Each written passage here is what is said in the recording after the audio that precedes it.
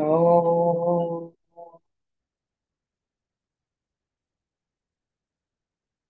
ఓం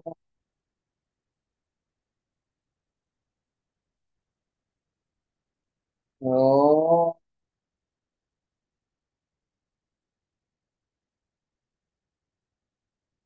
గురుబ్రహ్మా గురుర్విష్ణు గురుర్దేవో మహేశ్వర గురు సాక్షాత్ పరం బ్రహ్మ తస్మై శ్రీ గురవే నమః.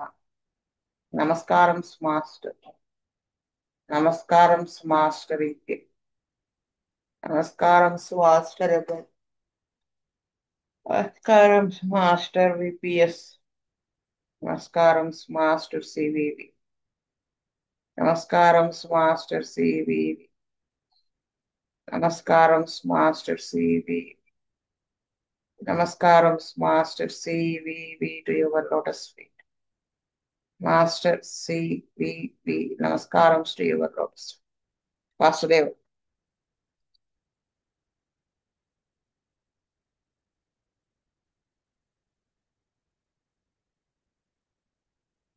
Last class continuation palladium.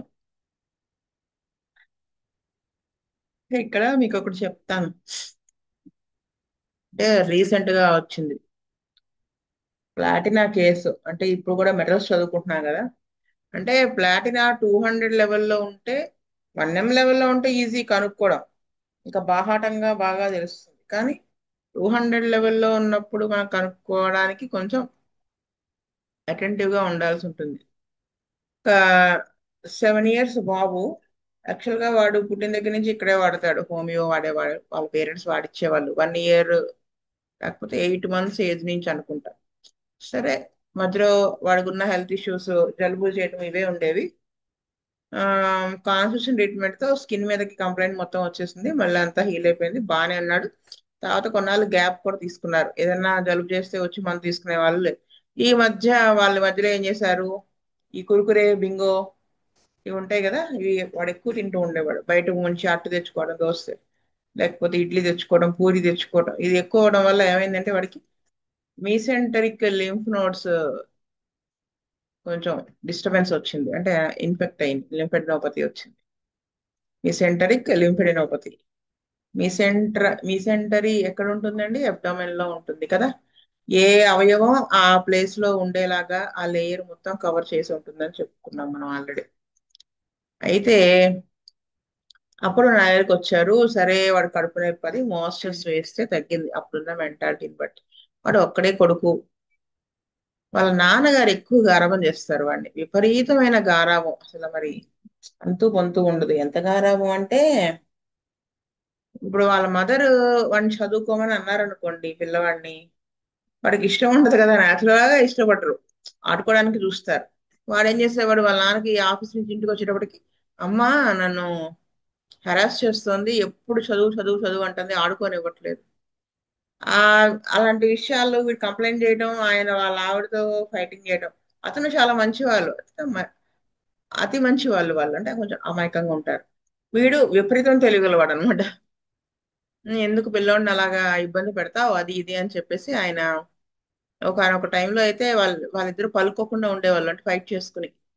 ఆ సిచ్యువేషన్ ఈమెతో మారడం మానేసేవాడు, అబ్బాయిని ఇబ్బంది పెడుతున్నావు నువ్వు అని. అది నా దాకా వచ్చింది. సరే, వాడికి దానికి మందు వేశాం. వాడు ఎంతటి గొప్పవాడంటే, వాడు పాస్ పోస్తున్నాడు, పాస్ పోసిస్తేవాడు బెడ్ వెట్టింగ్ ఉండేది ప్రాబ్లం. అయితే మొదట్లో బెడ్ వెట్టింగ్ ఉంది, ఈ మోస్టర్స్ వేశాక యాక్చువల్ గా అయితే మధ్యలో తగ్గి మళ్ళీ స్టార్ట్ చేశాడు. మరి పక్కలో పాస్ పోసేస్తున్నాడు. గురు పూజలకి, గుంటూరు గురు పూజలకి వాడిని తీసుకురావాలి. మరి పక్కలో పాస్ పోసేస్తే అక్కడ డిస్పెన్సరీలో అక్కడ గురు పూజల్లో ఇబ్బంది అయిపోతుందండి, పక్కన పిల్లలతో ఇది అయిపోతుంది అన్నాను. సరే, వాడు మానట్లేదండి, మందు వేయండి అన్నారు. మందు కాదు, వాడు కావాలని పోస్తున్నాడు పాస్ అన్నాను. అంటే వాళ్ళ నాన్న ఒప్పుకోలేదు. లేదు లేదండి, వాడు పాపం అదొక జబ్బు అంటారు కదా, మీరు అలా ఆలోచించాలి. సరే, నేను నీ మీది కరెక్టా నాది కరెక్టా, ఒక చిన్న టెస్ట్ తెలిసిపోతుంది, నేను చెప్పినట్టు చెయ్యండి అన్నాను. సరే అన్నారు. నేను అన్నాను, వాడితో చెప్పండి, నువ్వు బాత్రూమ్ కి పోసేస్తున్నావు కదా, యూరిన్ కి పోసేస్తున్నావు, పక్కలోనే రేపటి నుంచి నీకు ఏదైతే బొంత దుప్పటి ఏదేస్తామో ఆ పాస్పోర్ట్ వల్ల అవన్నీ నువ్వే బకెట్లో నానబెట్టి ఉతకాలని చెప్పండి అన్న. వాడు వెంటనే అంటాడు నాకు రాదు ఉతకడం అంటాడు. నేను చూపిస్తానని చెప్పానండి వాళ్ళ అమ్మని ఎలా ఉతకాలో. నేను మామూలుగా బట్టలు దూతాను కదా, అప్పుడు నీవు కూడా తెచ్చుకుంది కానీ నేను ఉతుకుతూ ఉంటాగా అవి చూసి నువ్వు ఉతుకుతూ కానీ అని చెప్పాలని చెప్పాను. వాళ్ళ అమ్మ రాత్రి అలాగే చెప్పింది. నెక్స్ట్ డే నుంచి వాడు పాస్ పోయలేదండి. అంటే వాడు చూడండి కావాలని పోస్తున్నాడు. వాడికి అది జరిగి అప్పుడు అది బేస్ చేసుకుని వాడికి సల్ఫర్ వేసాను. సో బెటర్ అయ్యాడు, అంతా బాగుంది. మళ్ళీ కొన్నాళ్ళు ట్రీట్మెంట్, ఆ లింఫెడ్రోపతి కూడా తగ్గిపోయింది. మళ్ళీ కొన్నాళ్ళ తర్వాత ఈ మధ్య వాడు దేనికోసం మందుకు రాలేదులేండి, డిస్పెన్సరీలో వాలంటీర్ కదా, యాక్టివిటీస్ వాటిల్లో చూస్తూ ఉంటాంగా, గమనిస్తూ ఉన్నాం. సరే ఈ మధ్యలో ఒకసారి ఏదో మాట మాటకి జలుబు చేస్తోంది వాడికి. సరే ఈ జలుబుకి అప్పుడు ఏదో తాత్కాలికంగా తగ్గినా వెనకాల మనం కాన్స్టిట్యూషనల్ డ్రగ్ వేయాలి కదా, ఏం పడుతుందా అన్నట్టుగా సరే ఊరుకున్నాను, గమనించి వేద్దామని. వాడు చాలా షార్ప్. అంటే వాడి వయసు ఎంత అనుకుంటున్నారు? 6 ఇయర్స్, 6 to 7 years. ఎంత షార్ప్ అంటే ఒక్కసారి వాడు చూసారంటే అది వచ్చేస్తుంది వాడికి. ఒక్కసారి వాడు చదివారు అంటే వాడికి వచ్చేస్తుంది. అంటే వాడికి కష్టపడతాడు వాడు. అంటే వాడి స్లాంగ్ కొంచెం డిఫరెంట్ గా ఉంటుంది. అంటే వాడు ఏదో ఒక యూరోపియన్ ఒక ఫారినర్ తెలుగు చదువుతుంటే ఎలా ఉంటుందో అలా ఉంటుంది, కానీ కష్టపడతాడు. పర్ఫెక్ట్ గా చదువుతాడు పూజ గాని హోమం గాని ఏదైనా, కానీ స్లాంగ్ అంటే తెలుస్తుంది వాడు ఎంత కష్టపడుతున్నాడు అనేది వాడు చదివే దాంట్లో. అలా ఏకసంతాగ్రాహి అంటారు కదా, అలా ఉండేవాడు వాడు. ప్రతిదీ వాడికి కొత్తది నేర్చుకోవాలనే తపన ఉంటుంది. డిస్పెన్సరీకి వచ్చినా ఆడుకోడు మిగతా పిల్లలతో, వాళ్ళందరూ ఆడుకుంటామన్నా నేను ఆడుకో, నేను ఇంకా వర్క్ నేర్పించమంటాడు. ఒక వర్క్ వచ్చేసిన తర్వాత నెక్స్ట్ ఇంకేం వర్క్ చేయాలి అని అడుగుతాడు. అంటే వాడు అన్ని ఆఖరికి ఫస్ట్ డోస్ కూడా కడతాడు అనమాట. అంత ఫాస్ట్ గా అంత చిన్న వయసులో ఫస్ట్ డోస్ యూజువల్ గా ఇచ్చింది నేను వాడికే అనుకుంటా ఫస్ట్ టైం. మళ్ళీ ఇంతవరకు వాడు ఆ ఫస్ట్ డోస్ కట్టడంలో చిన్న మిస్టేక్ కూడా చేయలేదు, పర్ఫెక్ట్ గా తీస్తాడు. అయితే ఈ మధ్య వాడికి ఒక గ్రాస్పింగ్ ఏదో తగ్గినట్టు నాకు అనిపించింది. అనిపిస్తే సరే అని నాకు ఎందుకో డౌట్ వచ్చి వాళ్ళ నాన్నగారిని అడిగాను, ఫోన్ ఏమన్నా చూస్తున్నాడా వీడు అని. చూస్తున్నాడు అన్నారు. అంటే వాడు కొంచెం ఆ కాన్సన్ట్రేషన్ తగ్గింది, అందుకని గ్రాస్పింగ్ తగ్గింది, ఫోన్ ఇవ్వద్దు అసలు అన్నాను. సరే అన్నారు, ఇవ్వనన్నారు. కానీ వాడు నేర్చుకోలేకపోతున్నాడు ఏదైనా చెప్తే. మళ్ళీ వాళ్ళ నాన్నగారిని గట్టిగా అడిగితే ఒక గంట చూస్తున్నాడు, అది కూడా వద్దండి వాడి మైండ్ మీద ఎఫెక్ట్ పడుతుంది అన్నారు. సరే వాడు వస్తున్నాడు పూజ హోమం అది నేర్చుకోవడానికి. అయితే వాళ్ళలో కొత్తగా నేను గమనించింది ఏంటంటే, అది వరకు ఏం చెప్పినా అది ఫస్ట్ జాగ్రత్తగా కాన్సన్ట్రేషన్ తో విని ఇంప్లిమెంట్ చేసేటువంటి వాడు, ఇదిగో ఇక్కడ ఇలాగా మనం నైవేద్యం పెట్టాలి. ఏముంది పెద్దమ్మ అని పెద్దమ్మ అంటాడు నన్ను. ఏముంది పెద్దమ్మ, నేను 1 డేలో పట్టేస్తా, హాఫ్ మినిట్ లో నేర్చుకుంటా, ఒక్కసారి చూశానంటే మొత్తం వచ్చేస్తుంది. ఇది ఎక్కువ, నేను అనేది ఎక్కువ మాట్లాడతాం మొదలెట్టాడు. నేను వాడికి చెప్పేదాన్ని, నువ్వు ఎప్పుడైతే నేను నాకే వచ్చు అలా అనుకుంటే నీకు రాకుండా పోతుంది, అమ్మవారి అనుగ్రహం ఉండదు అదే చెప్తాను. అంటే వాడు అలా మానేస్తాడని. కానీ వాడు అది మానల. ఇప్పుడు ఇదిగో ఈ రామభజన చేద్దాం అంటే నేను రోజు మా ఇంట్లో చేస్తూనే ఉంటాను. అంటే అది ఒక ఆ, నాకు అది సరే. ఓ రోజు అన్నాను, నువ్వు ఆ, ఫ్రీగా ఉండు, అందరితో మింగిల్ అవ్వాలి. అది వరకు మింగిల్ అయ్యేవాడు, ఇప్పుడు తగ్గించాడు. మింగిల్ అవ్వాలి, ఫ్రీగా ఉండాలి అని చెప్పాను. సరే వాడికి ఇంకొక ఫ్రెండ్ ఉన్నాడు, వాళ్ళిద్దరికి ఏదో దెబ్బలాట వచ్చింది. నువ్వు మాట్లాడకపోతే నేను మాట్లాడను అన్నాడు అవతల వాడు. వీడు మానేశాడు. వీడి మిస్టేక్ ఉన్నా వీడు సారీ చెప్పలా. వాడు వచ్చి ఏడ్చుకుంటూ మళ్ళీ వీడిని మింగిల్ చేసుకుంటేనే తప్ప వీడు సారీ చెప్పలా. ప్లాటినా 200 వేశాక వాడికి హాఫ్ పైన పూజ వచ్చేసింది, కాన్సన్ట్రేషన్ కుదిరింది. అంటే ఇప్పుడు వాడు 1M వేసేదాకా అంటే మనం గమనించుకోకపోతే 1M దాకా వెళ్ళాక కానీ చూసుకోవడానికి ఉంటుంది. ఈలోపు వాడికి ఏదైనా ఫిజికల్ గా ఏమైనా హెల్త్ ఇష్యూ వస్తే అవి ఇవి వేస్తూ ఉంటాం, కొట్టుకుంటూ ఉంటాం.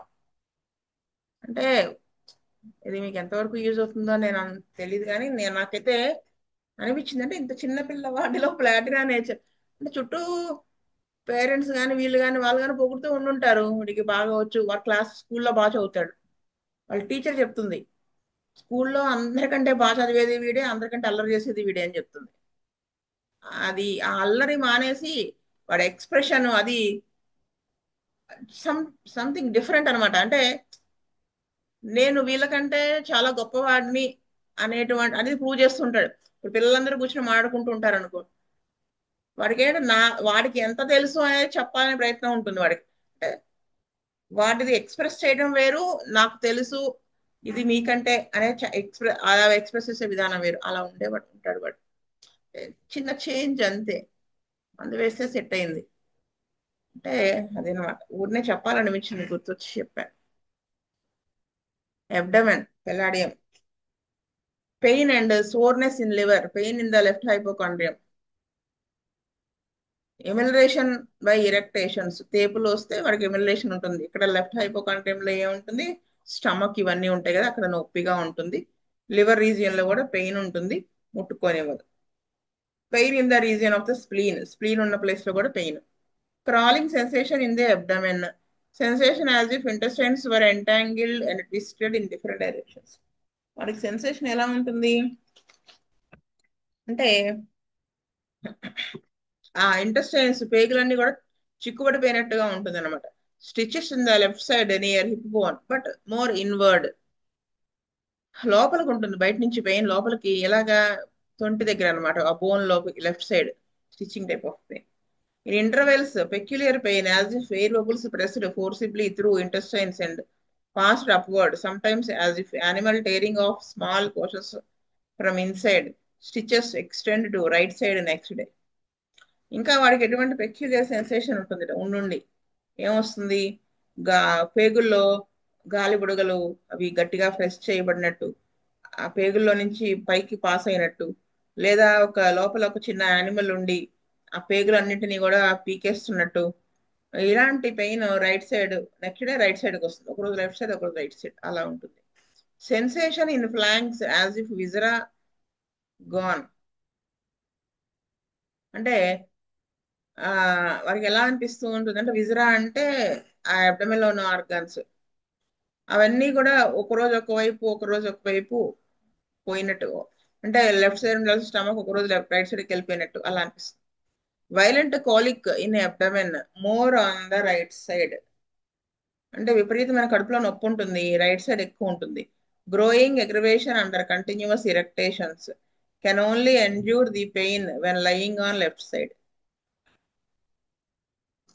Aggravation from sneezing, coughing, and urinating, and in afternoon, returning next day in afternoon with cold hands and feet, continuous chilliness, and passing of urine like blood mixed with water after going to bed, cramps in legs, which prevent her from moving in bed, emulation by external heat, hot clothes.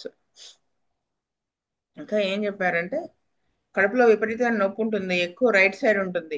ఇంకా ఏంటి, బాగా తేపులు వస్తూ ఉంటే ఇంకా ఎక్కువైపోతుంది, అంటే relief ఉంటుంది అనమాట. ఇంకా అసలు పెయిన్ అనేది తట్టుకోలేనంత వస్తుంది లెఫ్ట్ సైడ్ పడుకుంటే. ఇంకా తుమ్మినా కానీ దగ్గినా కానీ, యూరిన్కి వెళ్తున్నా మధ్యాహ్నం పూట పెయిన్ ఎక్కువైపోతుంది.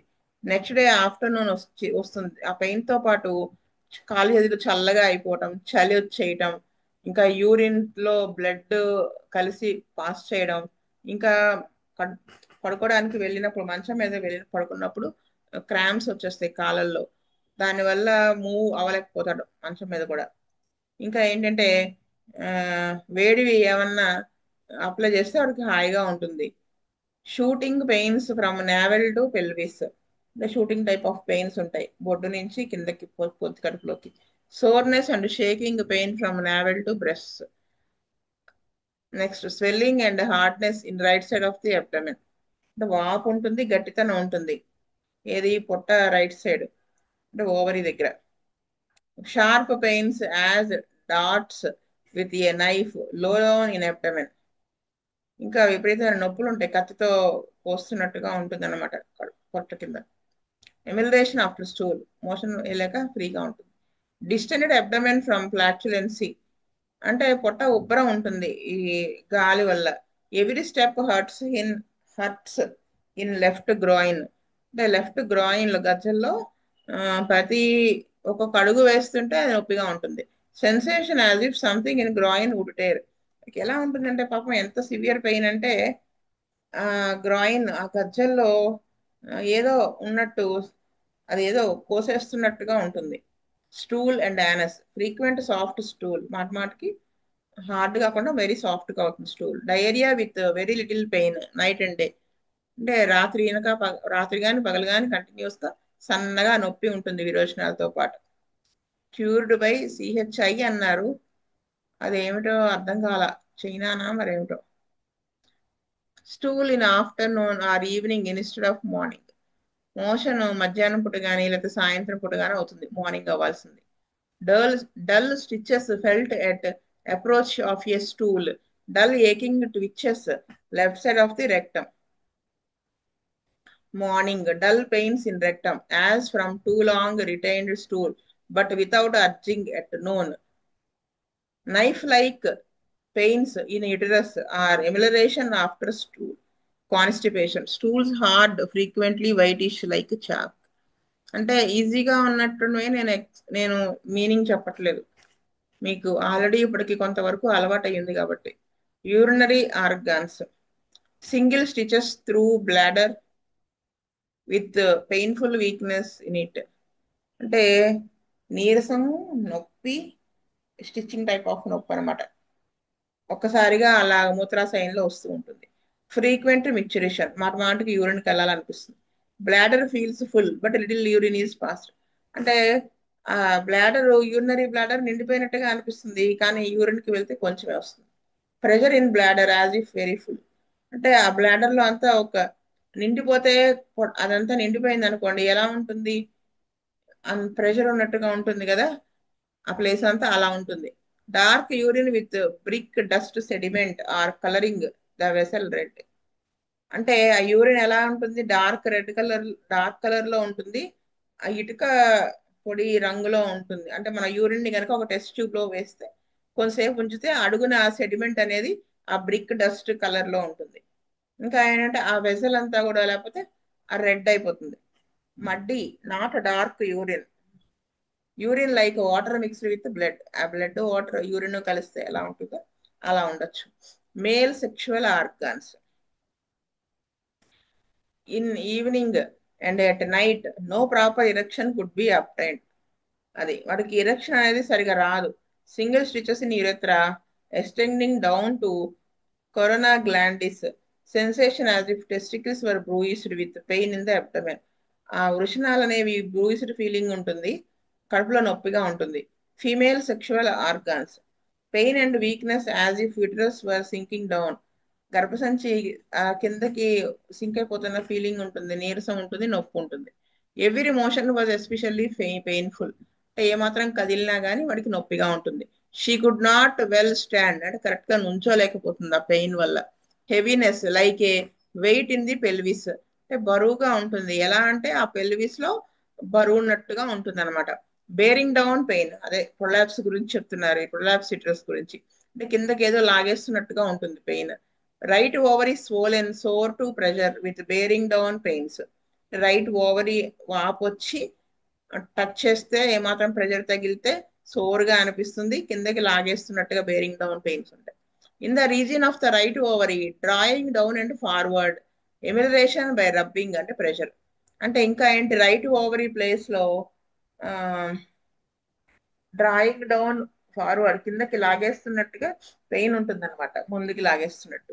ఇంకా ఏంటంటే ప్రెషర్ ఏదైనా అప్లై చేస్తే ఎమిలరేషన్ ఉంటుంది ఇక్కడ బై రబ్బింగ్.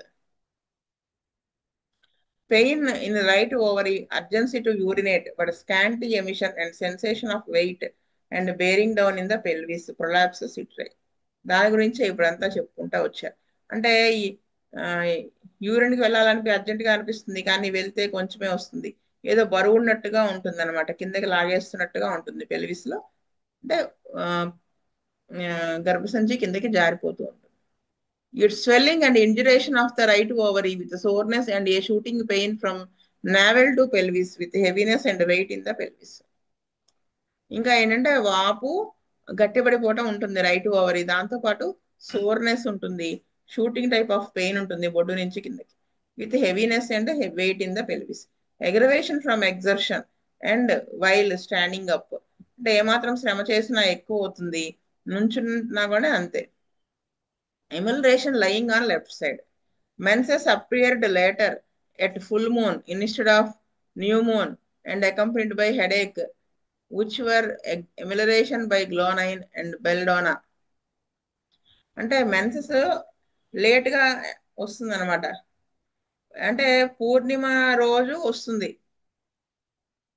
అమావాస్య రోజు రాకుండా. అంటే ఒకవేళ అమావాస్యకే రావాలనుకోండి, మెన్సెస్ డ్యూ డేట్ అయినా 15 రోజులు లేట్ గా వచ్చి అది పౌర్ణమికే వస్తుంది. అది ఆయన చెప్పేది. దాంతోపాటు హెడేక్ ఉంటుంది.